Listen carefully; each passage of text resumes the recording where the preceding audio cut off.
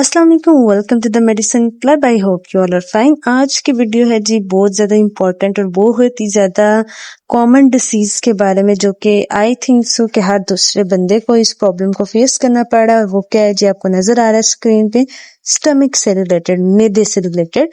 आज जो हमारे इधर पाकिस्तान में सबसे मोस्ट कॉमन डिसीज़ है वो है जी स्टमक के इश्यूज़ हैं लोगों को। कुछ भी खाने से पहले या तो हार्ट बर्निंग होना स्टार्ट हो जाती है, या इंडाइजेशन हो जाती है, या एसिड रिफ्लक्स का प्रॉब्लम हो जाता है। तो आज हम डिस्कस करेंगे स्टमक इश्यूज को। Today I will tell you about stomach issues कि इसके अंदर मेन जो इश्यूज होते हैं वो क्या होते हैं कि या तो स्टमक के अंदर गैस्ट्रिक एसिड जब वो बहुत ज्यादा हो जाता है, या कोई ना कोई अल्सर की वजह से, गैस्ट्रिक और ड्यूडेनल अल्सर की वजह से जो है वो आपको स्टमक का या मैदे का प्रॉब्लम फेस करना पड़ता है। या एक कंडीशन होती है, उसको GERD कहते हैं, गैस्ट्रोइसोफेगल रिफ्लक्स डिसीज होती है। उसके अंदर क्या होता है कि आपको खाने के बाद इस तरह से ही लग रहा था कि आपने जो भी खाया है, जो भी फूड है, वो आपको इन रिटर्न वापस जो है वो उसका रिफ्लेक्स बैक हो रही है। तो मेन ये प्रॉब्लम होता है। या तो मेन मोस्ट कॉमन जो प्रॉब्लम होता है, मोस्ट कॉमन इश्यू जो होता है वो क्या होता है जी, हार्ट बर्निंग होना स्टार्ट हो जाती है, इंडाइजेशन होना स्टार्ट हो जाती है, वॉमिटिंग होना शुरू हो जाती है।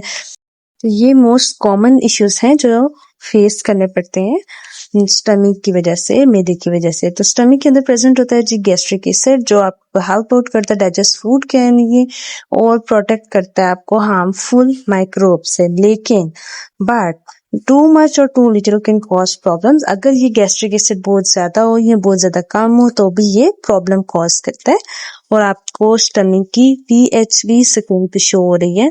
ये स्टमक एसिड जो है ये शोड भी बिटवीन pH 1.5 और 2 के दरमियान तक होनी चाहिए। अगर ये इससे ज्यादा होती है, 3 होती है, 4 होती है, तो इसका मतलब it is too much high and your stomach will not be acidic enough. वो ज्यादा आपका एसिडिक नहीं रहेगा। तो इस वजह से टू मच या too little it may also cause severe problems. ये आपके स्टमक के अंदर इश्यूज कॉज करेगा, प्रॉब्लम्स कॉज करेगा, और फिर वो जो इश्यूज आपको बताए गए हैं उनमें से किसी एक को आपको फेस करना पड़ेगा। सो कम टू द ट्रीटमेंट।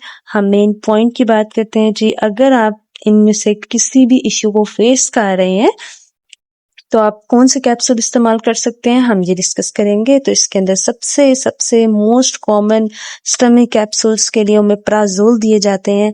ये काफ़ी नेम से मिल जाते हैं आपको, एस्केर के नाम से मिलते हैं। ये 20 mg की फॉर्म में भी अवेलेबल होते हैं और 40 mg की फॉर्म में भी अवेलेबल होते हैं। अगर आपका प्रॉब्लम इतना सिवियर नहीं है तो you should be start from 20 mg, directly 40 mg के ऊपर आप प्रोसीड नहीं कर सकते। और इसी तरह ये र्यूलिन कैप्सूल्स हैं, ये र्यूलिन के नाम से भी अवेलेबल होते हैं, और फार्मूला इसका भी ओमेप्राजोल है, और ये 20 mg की फॉर्म में भी अवेलेबल है और 40 mg की फॉर्म में भी अवेलेबल होते हैं। और ये हाईक्यू कंपनी से बिलोंग करते हैं। These are the best capsules for stomach issues. और इस डब्बी के अंदर 14 कैप्सूल्स अवेलेबल होते हैं and it's price is 366 rupees. और इसी तरह ये 20 mg की फॉर्म में भी और 40 की फॉर्म में भी अवेलेबल होते हैं। और ये है जी प्रोटॉन पंप इनहिबिटर, जो क्या करता है, इनहिबिट करता है सेक्रेशन को, गैस्ट्रिक एसिड को रोकता है उसके सेक्रेशन को, ताकि वो टू मच हाई ना हो और ना वो कोई इश्यू कॉज करे। और इसके यूजेस मेन जो हैं वो भी मेंशन है कि आप इसी कंडीशंस में इस्तेमाल कर सकते हैं, या तो गैस्ट्रिक एसिड ज्यादा, या कोई गैस्ट्रिक अल्सर है, या कोई आपकी एसोफेगाइटिस के अंदर कोई प्रॉब्लम है, या आपको गट कंडीशन का प्रॉब्लम है, या आपके मैदे में तेजाबियत है, डाइजेशन में प्रॉब्लम है, या एसिड रिफ्लक्स की वजह से वॉमिटिंग का इशू फेस करना पड़ा है, then you can use them freely. और हाउ टू यूज, तो आपने एक ग्लास पानी के साथ लेना होता है एक कैप्सूल, और लेना भी आपने 30 मिनट्स बिफोर मील लेंगे। तो this is the best way to take.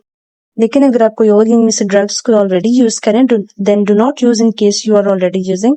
आप कोई डाइजॉक्सिन यूज करें, कोई वाटर पिल्स ले रहे हैं, तो आपको लेने से पहले कंसल्टेशन लाजमी है आपके लिए। और अगर आपका प्रॉब्लम बहुत सीवियर है, इमरजेंसी केसेस में आपको ये र्यूलिंग आईवी की फॉर्म में भी लगाया जाता है, इसकी फॉर्म भी अवेलेबल होते हैं। सो अगर सिरप की बात करें तो स्टमक इश्यूज के लिए बहुत बहुत बेस्ट सिरप भी अवेलेबल है फार्मेसीज पे। उसमें एक है डाइजेक्स MP।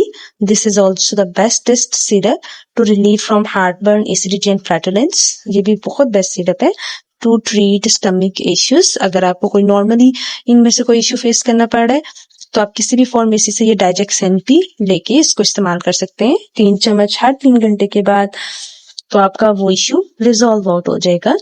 और अगर आपको फिर भी कोई क्यूरी है, कोई प्रॉब्लम है, कोई इश्यू है, कोई क्वेश्चन है, तो आप इंस्टाग्राम के लिंक के ऊपर जाके कांटेक्ट कर सकते हैं। And do remember me in your precious prayers. अल्लाह हाफिज़।